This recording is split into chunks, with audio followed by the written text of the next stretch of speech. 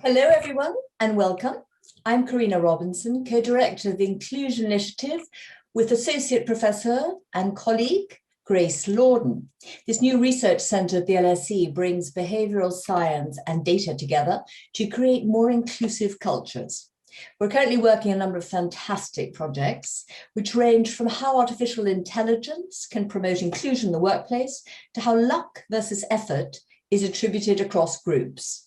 Do follow us on Twitter at LSE_TII or sign up to our newsletter. And both of those should be in the chat function quite soon. Also in the chat function, would you please put your questions? And I'm sure you'll have lots of them because after 40 minutes, we'll turn to questions from our global audience. This is the 8th of our Open Door, Open City monthly webinars.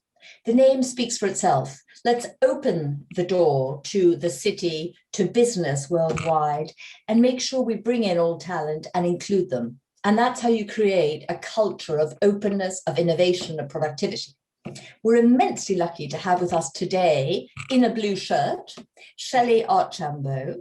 She is, well, an amazing woman, and I'm going to talk a little bit, give a little bit of her background before truly welcoming her in here. I won't go through the whole CV, Shellye, but let's just highlight that you are one of the few Black female Silicon Valley CEOs who sold MetricStream, a regulatory tech business, and now you're a Fortune 500 board member. You wrote a book about this journey to help others with their careers, and it's titled Unapologetically Ambitious, and a great red cover.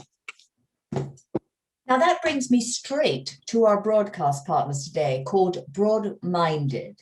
Now why? Their mission is to empower ambitious women in their mid-career journey. BroadMinded. I suggest you look them up and join them if you're in London, a very useful network. Shellye, a big welcome, and tell me about the word ambition and women. Well, it's very interesting, Karina. So first of all, thanks very much for having me. I've been looking forward to it. When we talk about ambition and women, it is such a mixed word. So many times throughout my career, and women especially that I know, were called ambitious. Oh, you're ambitious.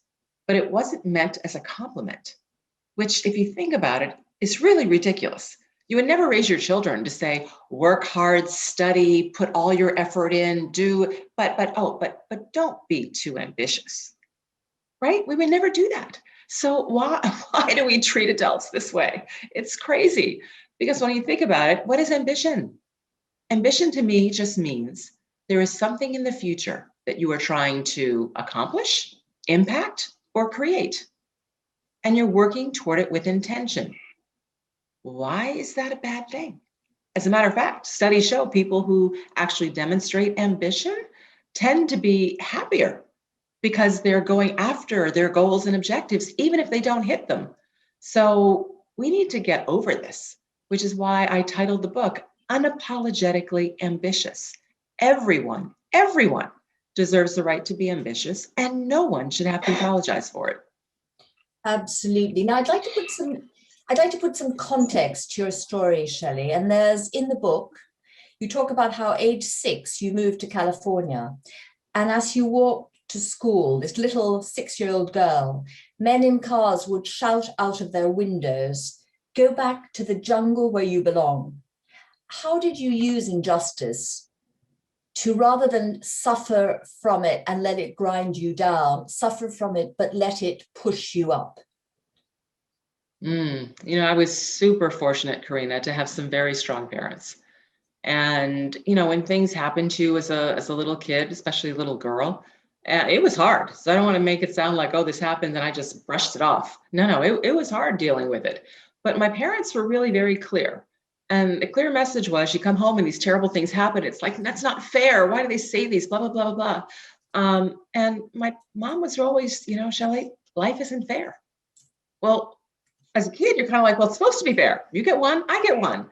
And the answer is, no, it's not fair. You were talking when we last spoke, so let me just go over the question, which is how you dealt really with racism and hurt all your life and used it to build up rather than be ground down.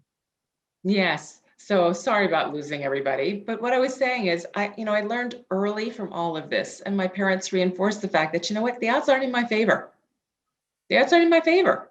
And what that did was it gave me the focus that I've got to figure out how to improve the odds if I actually want to achieve something or get something out of this life, because there aren't going to be people around me that just automatically support me and build me up. So that intention is really what drove my entire focus for my career, both professionally as well as personally. My mother used to say, you can't control what people say to you and you can't control what they do to you, but you can control how you respond. So don't let them win. And they win if you let them impact how you feel about yourself. So at the end of the day, just realize they don't know you. So who are they to judge you? Don't accept it. And realize that you can control more than you believe if you're just intentional about what you do. So I try to be very, very planful throughout my entire career, set goals, figure out how to go after them, and take a lot of help and support from others. In fact, we've just had a terrible example of racism, but in a way, a hopeful outcome, which is policeman Derek Chauvin was actually found guilty of the murder of George Floyd. What does this mean to you personally and for the US? It means, frankly, that finally there's some accountability. So that's the positive side, is okay, there's some accountability. He's actually found guilty for what was a very blatant murder that was captured. But at the same time, it's just one. We still have some major challenges in this country with regards to getting equity in the overall practice of, police justice. And there's a lot of work to be done. But I do see this as a positive first step, but there's still so much more to do. Now, planning. Let's go back to planning, because I hope Biden seems to be coming up with quite a few plans on the back of this. So hopefully that will help. But also you in your life, you are the ultimate planner. It's not only, you decided when you were very young, I'm going to be a CEO by 40, but you also decided you were going to get married early and have children early. Can any of us who are not like that really benefit from planning more? I believe you can. I see planning, setting goals and planning as really my secret weapon. That's not so secret. Because if you think about it, it's all about being intentional. And by setting a goal, you're intentional now where you're heading. You would never get in your car, pull out of the driveway or the carport to the parking garage, and then turn right or left. How do you know which way to turn? Well, it depends on where you're going. You're going to the store, you're going to the market, you're going to the hairdresser, where are you going? And if you don't care where you're going, then you know what? It doesn't matter which way you turn. So to me, setting a goal is for your career. It's just the same thing. Is figuring out, okay, what do I want to do? And it doesn't have to be as specific as I was, but if it's even in the industry or even in an area, right, or something, set a goal and then be intentional about how you want to get there. And the way I do that, Karina, is I basically ask myself, what is it I'm trying to do or achieve? Okay, I want to be a CEO. What has to be true for me to achieve it? And that means I have to do the research. Well, who are the CEOs? What are their skills? What kind of education? What kind of jobs did they have, right? What were their lifestyles like? Do they move? What? All of those things. And then I'd ask myself, how do I make that true for me? And in answering that, how do I make it true? That becomes the plan. So that's what I've done for everything. But then here's the key. A lot of people set goals and a number of people put plans in place. But what really makes the difference and the impact is by making decisions every day consistent with those plans. And that's where the power is. That's where the power is. Because I just assumed that the plan was going to happen. Now, did it always? No. But when it did, it then worked. So can I give a quick example, Karina? So here I am, IBM. So I picked IBM as the company in tech that I wanted to join because tech's a growing industry. IBM was the behemoth back in the 80s. And I said, great, I'll go be CEO of IBM. Right, audacious, a whole bit. But here I am, I'm working as a salesperson because every single CEO started out in sales. So I said, okay, that's what I need to do. but I'm watching and I'm looking. And you know what? Executives are all very good speakers. They're good on their feet. They seem to be able to command attention of a crowd, all of this. And I'm thinking, oh my God, I'm not a good speaker. I'm not very comfortable in front of a crowd. I get nervous. How am I going to become a CEO if I can't even become an executive because I'm not a good speaker? All right, so make decisions every day consistent with your plan. Well, I have to become a better speaker. So I joined Toastmasters, a program that enables you to practice and get feedback and improve your overall speaking skills. I did that as a sales rep. I didn't need that skill as a sales rep. But by the time I actually got jobs where, yes, you have to speak and yes, you have to address groups, I was very good at it. So I got lucky, right? I got lucky that I was good at something that was valuable. No, I helped myself become lucky by taking steps in advance of when I needed them so that I was ready and prepared when it happened. That's what I mean when I say make decisions today consistent with what it is that you're trying to do in the future. And in that way, you improve your luck and you improve your ability to be successful. What about on the personal side? Because, everybody thinks you can't really plan the personal side. And interestingly, BroadMinded, who are the group who are broadcasting with us today, they sent out the newsletter with Sheryl Sandberg's famous remark about the most important career choice you make is who you marry. You not only have the same perspective, but you actually told your then fiancé, Scotty, when he was just your fiancé, I am going to be a CEO one day, and I think there should be somebody at home with the children more, and that will be you. Is that all right? Because if it wasn't all right, you weren't going to marry him. Amazing. Tell me about that. Sure. And actually, Karina, it was before we got engaged. So here we are we're getting serious. And, he's ticking off all the things that I believe I need in a life partner because I wanted a life partner. But I also knew I wanted to be a CEO. So it was important that he knew that and hopefully wanted to support me in that. So we had that conversation to say, one day I want to do this. And he said, oh, that's great. He thought that was terrific. Wonderful. Well, the next conversation was just what you said. We're sitting in the car after a date and I'm like, okay, we're getting serious, right? I've got to have this conversation.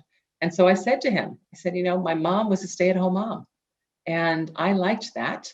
And I'd be willing to make the trade-offs so that somebody could stay home with the kids, right? When we have kids, if it's required. And he said, my mom worked, but yes, I could see making those trade-offs. And I said, great, because I don't want the person who stays home to be me. And he was like, oh. I mean, it dawned on him, right? What I was saying to him. But I'll tell you, Karina, he sat there and he said, Shellye, I've worked my whole life. I've been working since I was 12 years old and I like to work, but I could do that for you. And then he asked me 3 weeks later to get married. So, my point in sharing that story and in even having the conversation is if you know what you want to do, and if you know what you think you need, there's no reason to keep it a secret. Have the conversation. Tough conversations are like raw meat.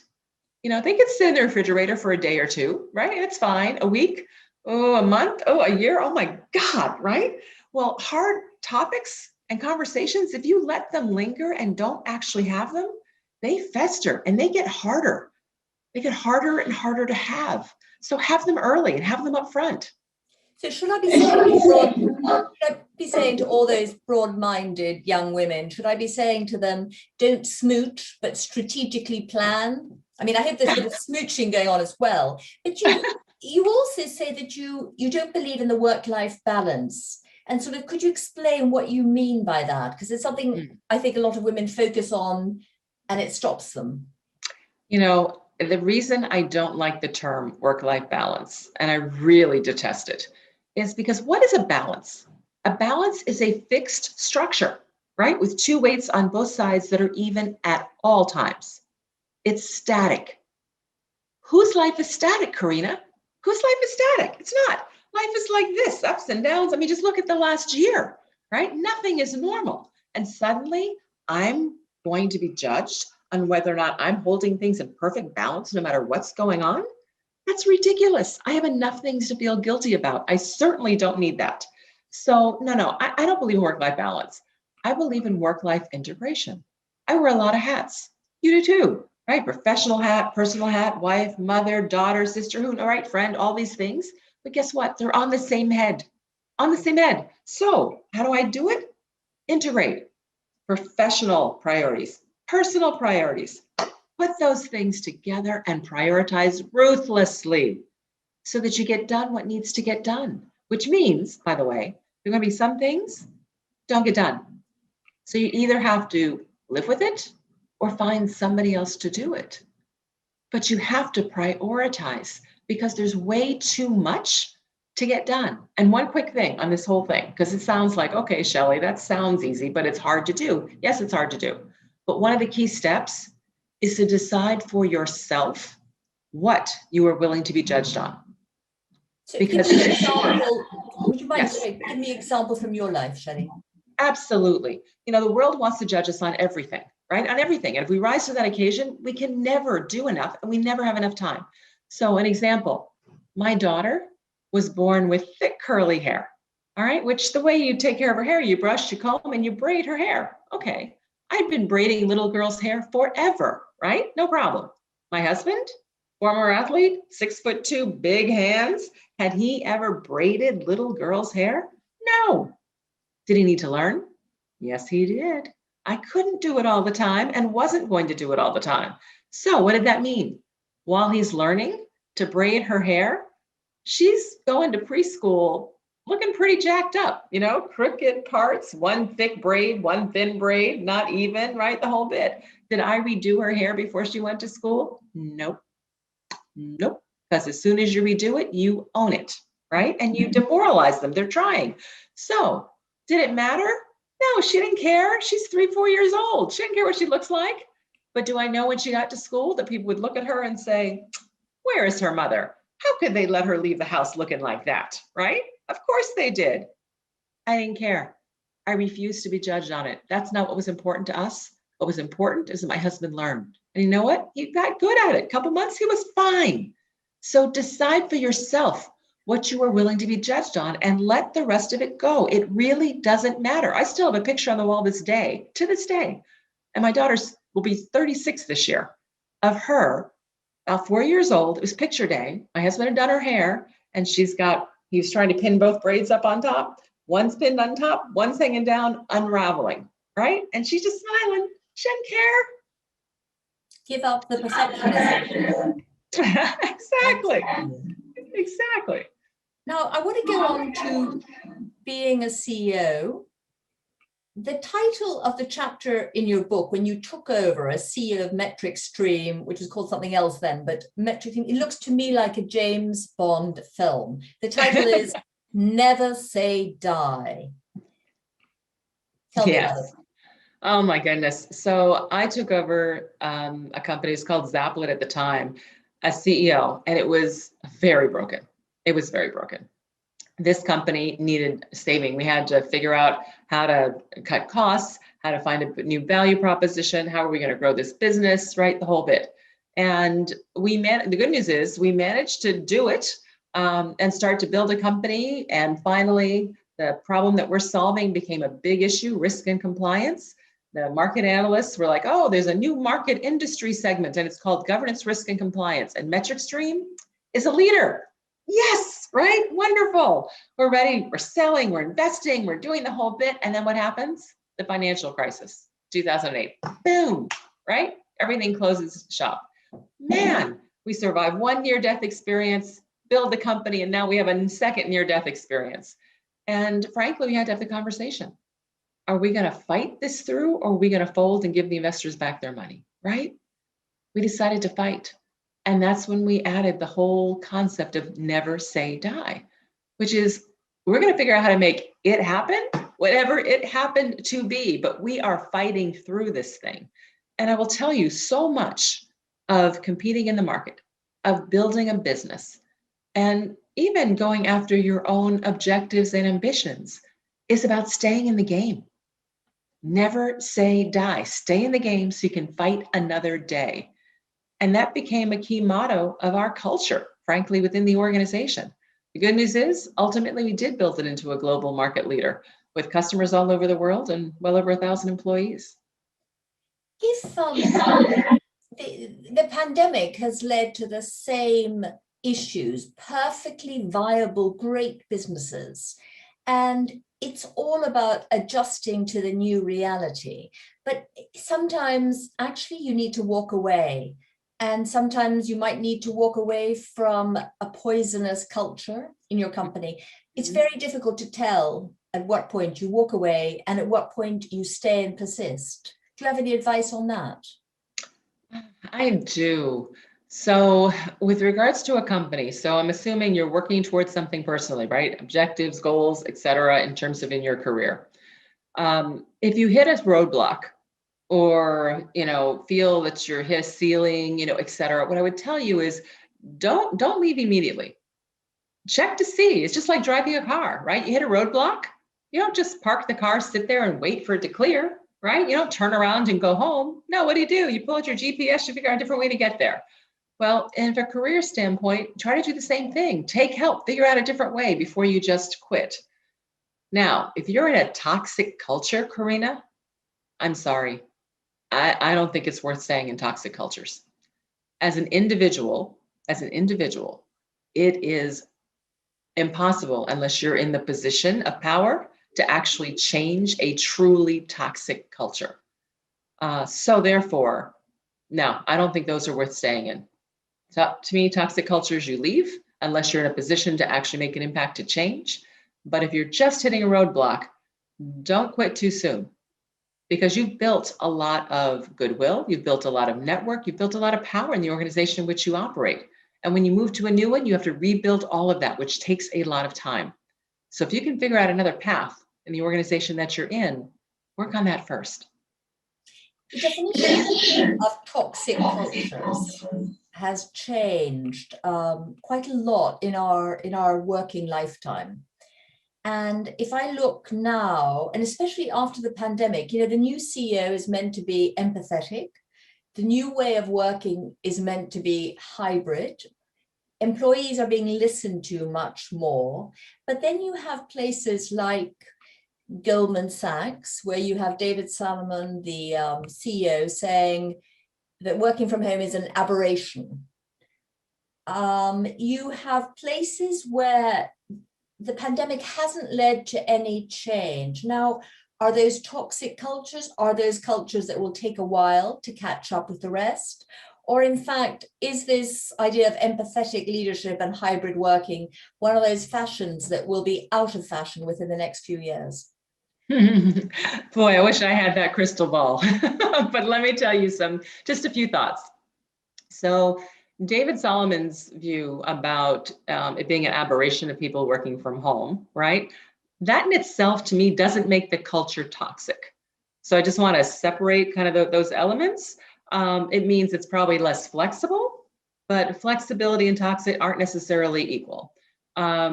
I do think that a lot of people have to learn how to operate in a hybrid space. At the same time, I do think there are certain roles that are more difficult if you're never together. It's hard to be truly innovative with speed if you actually aren't together to be able to feed off, right, that overall process. Now, does it mean you need to be together 40 hours a week, 50 hours a week in the exact same spot, right? I don't think so. But it is figuring out a different way of working so that you can create those environments where people come together. I do believe that one of the things that will change is the role of managers. The skill sets of managers are going to become more valued. Because if you're trying to manage hybrid work and you're trying to manage and lead and encourage and help blossom employees that come in the office, that work remotely, that are distributed, you need to be a better manager. You need to be better at communications and inspiration, right? Empathy, all of those elements. So I actually think we're entering a period where the strength of management skills is going to become more valued. And I do think that all these soft skills, which by the way, are not soft, we just call them soft because they're ones that women tend to have more of, are going to become much more valuable, much more valuable. So I think now is a great time to be a woman leader, because women tend, again, studies show, tend to be more to be better collaborators, more inclusive, tend to be more empathetic, right? I mean, all those things. And guess what? When you're dealing and leading distributed teams, all of those skills are much more important to be able to get things done, accomplished, and accomplished with speed.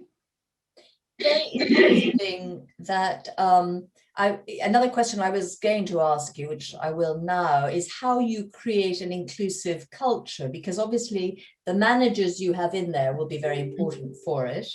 But there's also the fact that some people say that you get culture first, the right culture, and others say you get diversity first, and that creates the inclusive, diverse culture. There's a Black entrepreneur called Tommy Lube, also in the tech space, who we interviewed a couple of months ago. And he's created various tech companies, and he's always gone for culture with a number of things about personal responsibility, about flexibility, and he has automatically created diversity. Is that a model for other companies?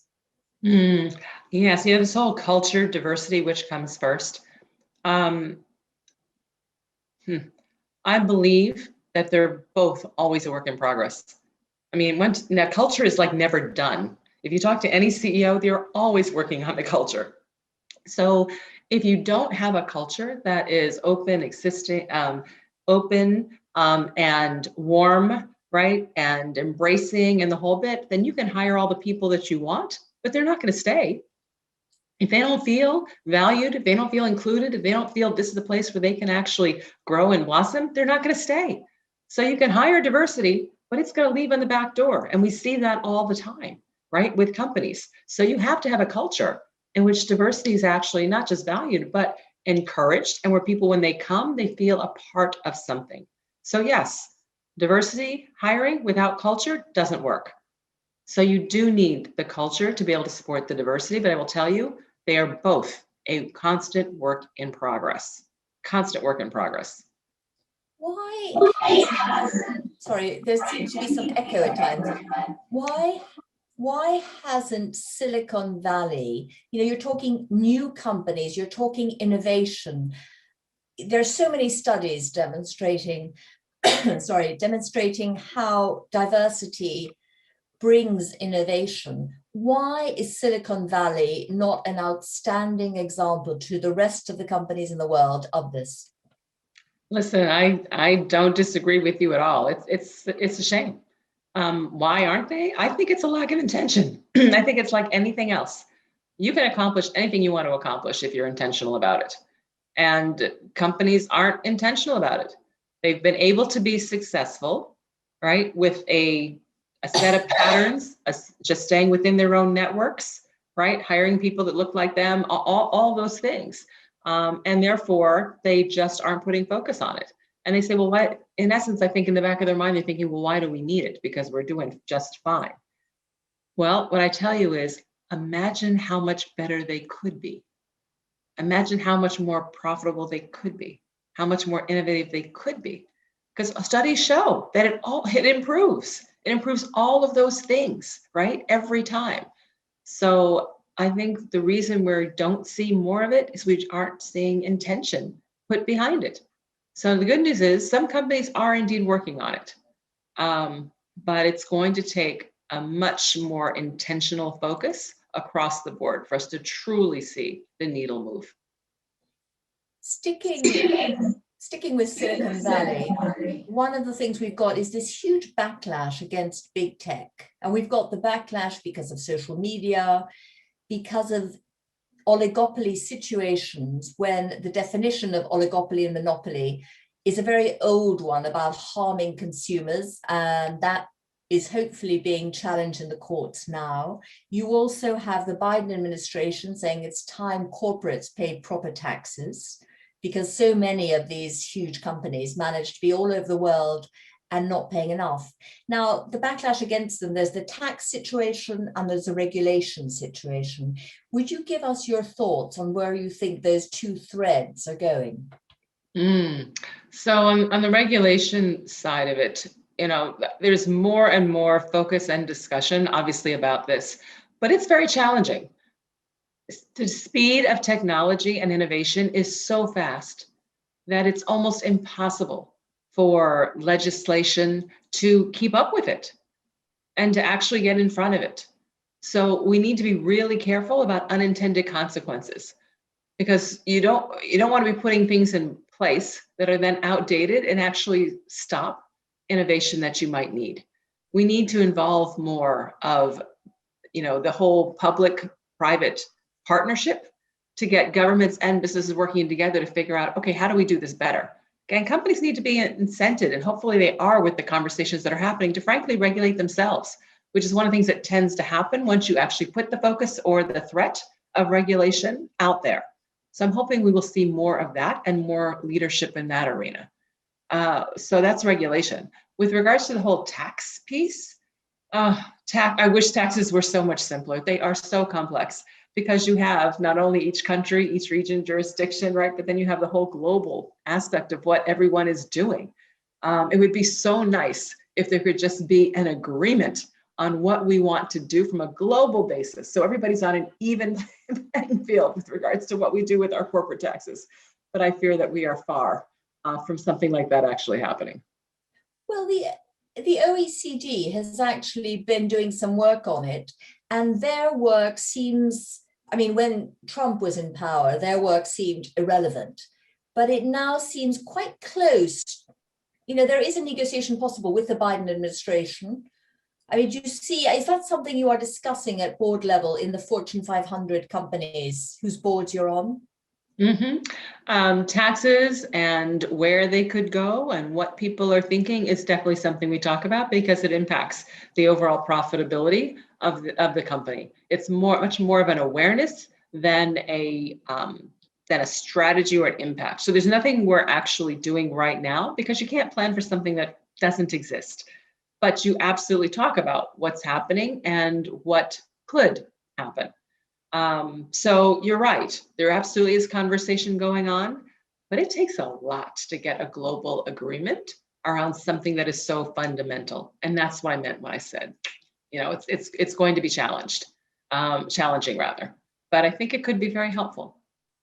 What are the main, if I said to you, what are the three main topics being discussed in your different boards at the moment that are keeping some of the executives awake, or that they are looking at strategically? What are they?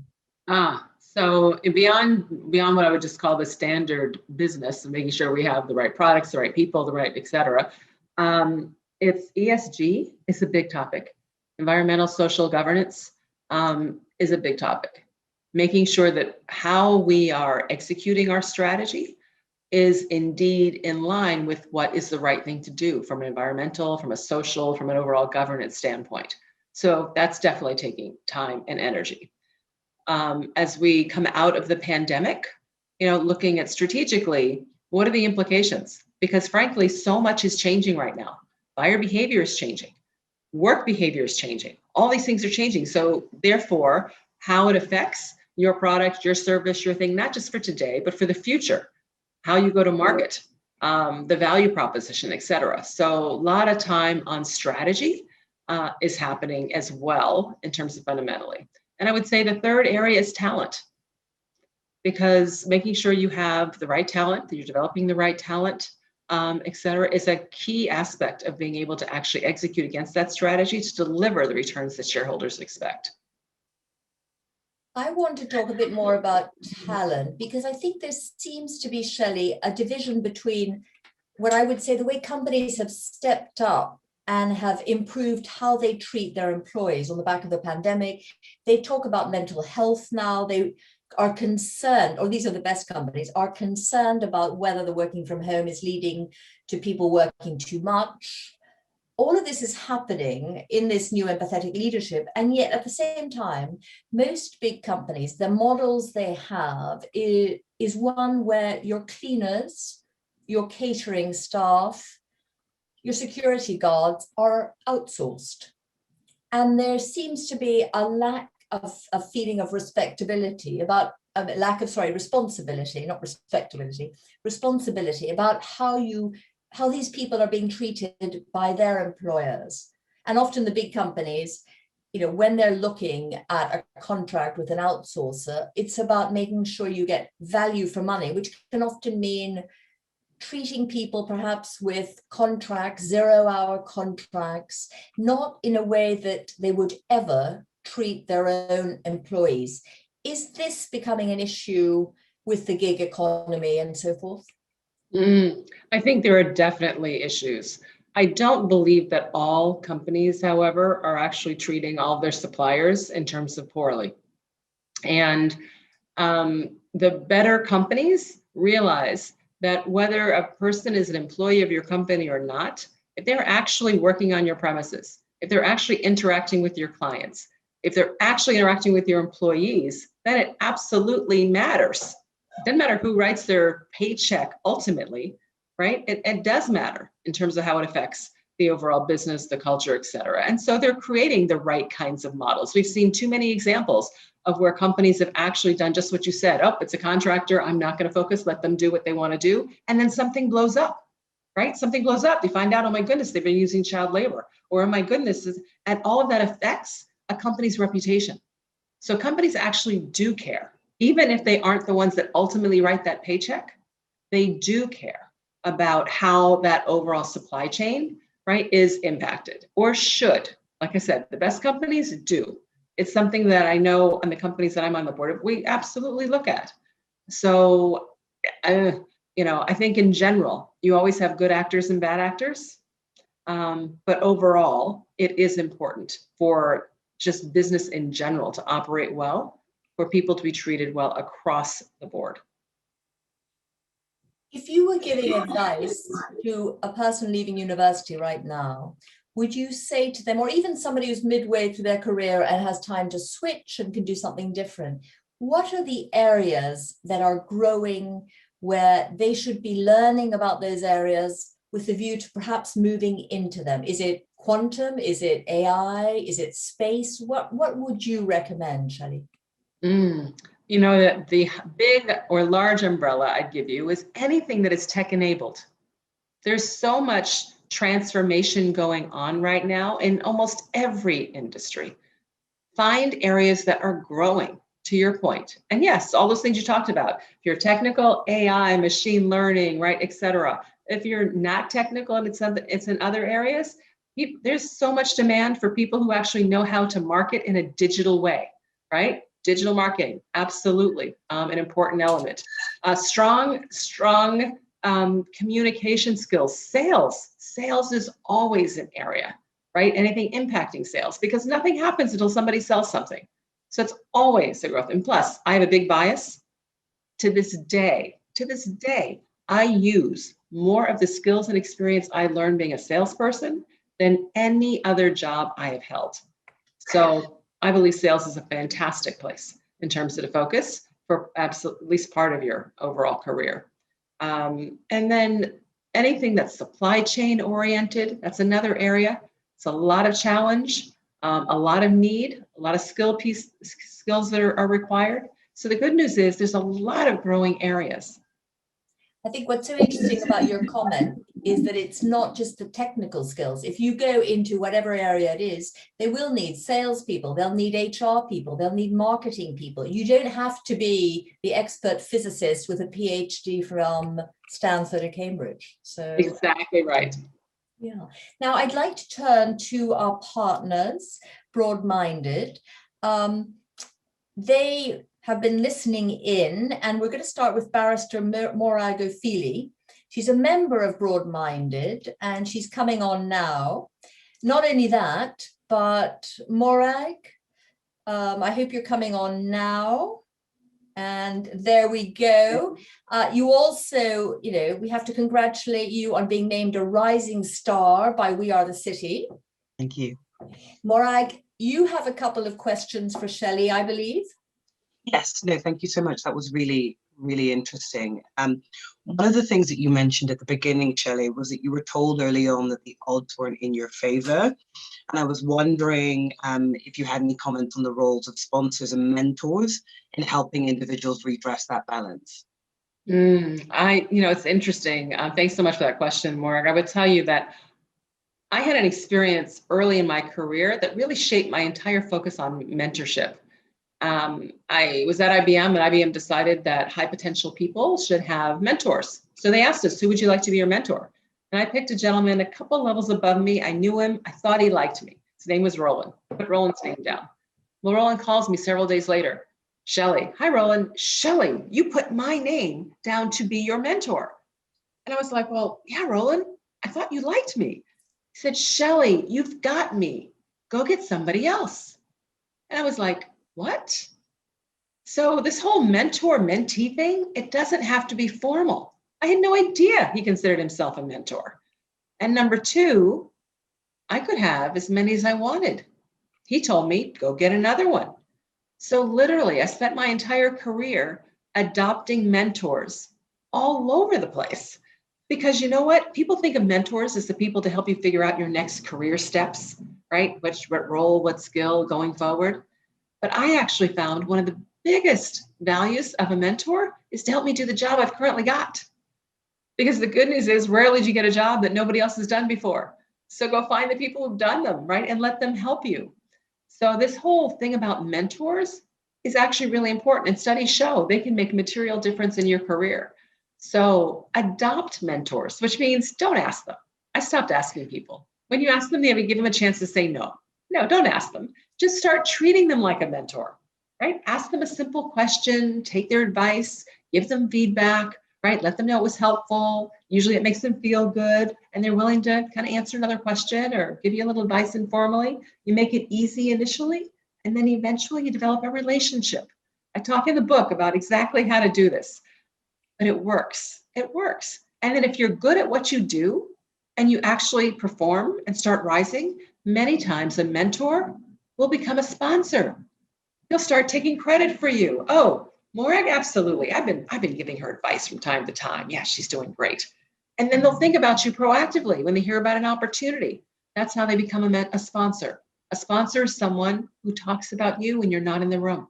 Somebody who opens doors, who makes a suggestion, right, of you for a project or a team or initiative. So those are ways in which you can leverage the whole mentor-sponsor piece. Thank you. Morag, you have one more question, I think? Yes, I did. Thank you. So, Shellye, you spoke about the importance of plans and goals and objectives. From personal experience, I think sometimes I have a lot of goals, but no overall plan. And I was just wondering, how often do you review your goals and your plan or objective, or did you have it kind of set out from the outset? So every year, for sure, in terms of I went through where I was. But frankly, it was more frequent than that in terms of taking a look at it to figure out, am I on track? You know, my big question is always, am I on track? All right, here's what I said I wanted to do. So one of the key elements for a plan is make sure you have a timeline. Because if you don't have a timeline, time just slips away. You get comfortable, things happen, and before you know it, you're 38, 44, 51, and you're like, gosh, I'm just not where I thought I would be. So as you build the plan, set a timeline, and then make sure you're using that timeline at a minimum to check to see how you're doing.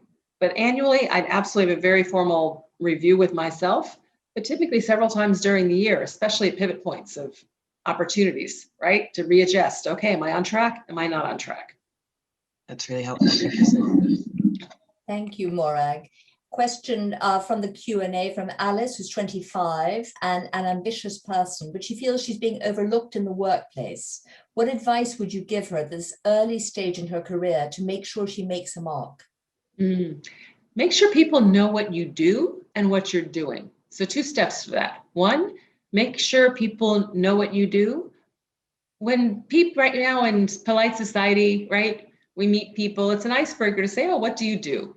And what do people usually do? They tell you their title. Oh, I'm manager of operations for so-and-so. What does that mean? For as much as we negotiate and want and aspire to titles, they don't mean much, actually, because the job description underneath the title can vary tremendously, company to company, even within the same company. So take the time to actually tell people what you do. Oh, I'm a manager of operations. I'm responsible to ensure that all of our supply chain value, blah, blah, blah, blah, blah, right? Tell them what you do. Why? Because then they know what skills you have. And that's what you want them to know, because then they'll think about you if they have opportunities for your skill sets. And number two, make sure people know what you're actually doing, right? So you get that opportunity all the time. People will ask you, oh, Karina, how are you today? And what do? You say, I'm fine, good, great. No, you're not fine, good, or great. What are you? You are excited because you just launched a brand new program for growing your client base. How are you doing? Oh my God, I'm exhausted. We just put in an entirely new accounting program, and it's going to help the company shorten our cycle time to collect money from customers, right? What, just something, share what you're actually doing. Take 20 seconds. 20 seconds is not bragging. A minute is bragging. 20 seconds. And that way you get to tell people what you're doing. Because I have to tell you, people are busy and they don't always pay attention. So putting your head down, working hard is not going to get noticed. Let people know what you do, what your job is, and then how you're doing. And that way you can tell them what you're actually doing day to day. Alice, I think I've never heard a better answer to that question. Another question is about women returning to work after a long career break. What role could women play in enhancing the diversity of thought within the recruitment process in organizations to make them more welcoming of women returning to work, presumably post-children or some other long career break? So is that what can companies do or what can individuals do? It's really what companies can do, and that what this person is asking is really how can the recruitment process be changed so that companies are more welcoming of women returning from career breaks? Okay. So first, with regards to the recruitment process, I tell people all the time, you want people who have, yes, skills and experience, absolutely. So as you're going after, make sure that in the process, you're open to not just skills and experience, but that you don't look at gaps as a problem, right? Many times people look at, for recruiting, gaps. Oh, there's an unexplained gap, right? That's a problem. No, give people a chance to actually explain their gaps. And as someone searching for a new role after taking a gap, don't be apologetic for it, right? Don't walk in to say, oh, I've done this and this, but then I took time for, and then fill in the blank, right? It could be to take care of a sick relative. It could be to have children. There's all kinds of reasons, but don't do it in an apologetic way, right? Do it in a way of, this was a decision that I made. Own it. It's okay. I made a decision. I was going to take care of my elderly, blah, blah, blah. So in doing that, I did step back from my career and the roles that I had, but I stayed current. Here are the 3 things that I did. Here are the 4 things that I did, whatever it might be. And now I'm ready to come back. And actually, I'm a much more mature manager, whatever it is. So sell yourself. Don't just apologize and hope people will understand. No. When you're interviewing for a job, you are selling yourself. And part of selling yourself is being confident. And part of being confident is own your decisions. Don't apologize for your decisions. You are so right about that. As soon as one hears somebody apologize, you immediately think, oh, so that was a bad decision. That's what you're telling me. Absolutely. Now, I've been sent a few on WhatsApp, which, and one of them is one of our top researchers, Erica Brodnock. She's done some research recently that show that Black women are the least likely to be in the top 1% of earners. She was looking at the UK, but surely similar statistics in the US. And what needs to be done to change that? Oh my goodness, this is a much broader answer. There's so much combination of unintentional bias, that exists. There is lack of opportunity. There's lack of, I'm trying to figure out how to create a pithy answer for this. What needs to be done?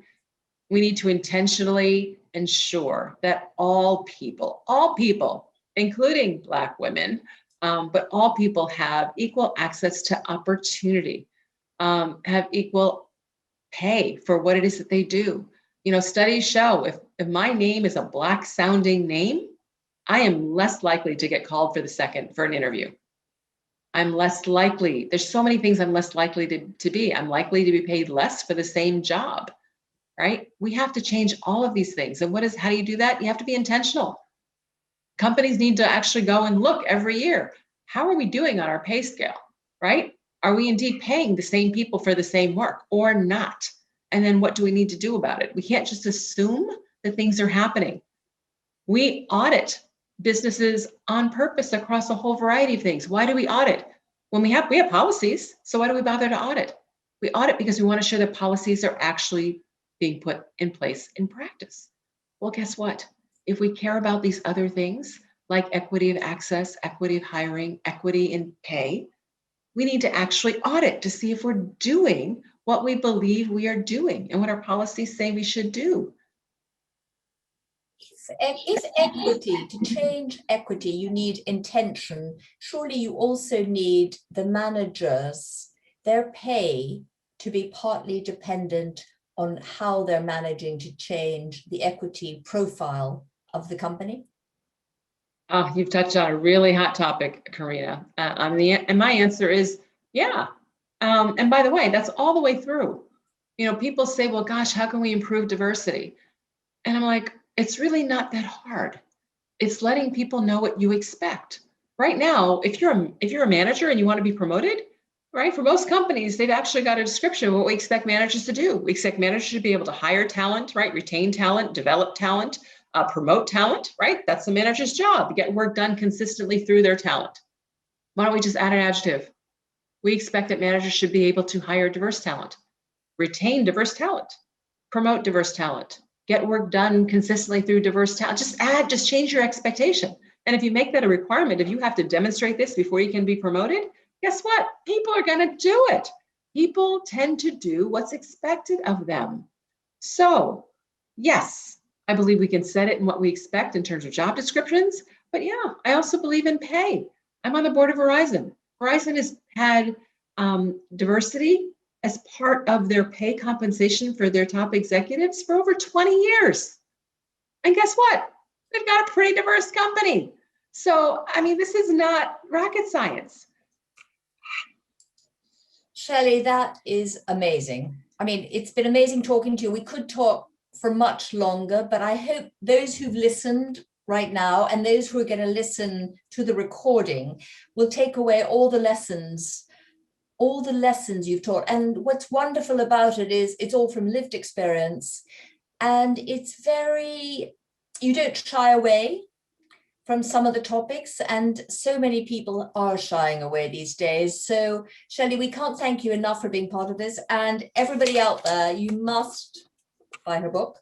Absolutely buy her book. We have no more time, so thank you very much for your time, and thank you to BroadMinded and their ambitious women. Do tune in for our next Open Door, Open City webinar with Esther Odejimi-Ozokwe. She's gone from acting Lady Macbeth in a jaw-dropping performance to heading up 10,000 Black interns, and it's looking more like she's going to be getting 100,000 Black interns. From all of us here at the Inclusion Initiative, thanks again to Shellye, and see you soon. Thank you so much. Pleasure, Shellye. Pleasure.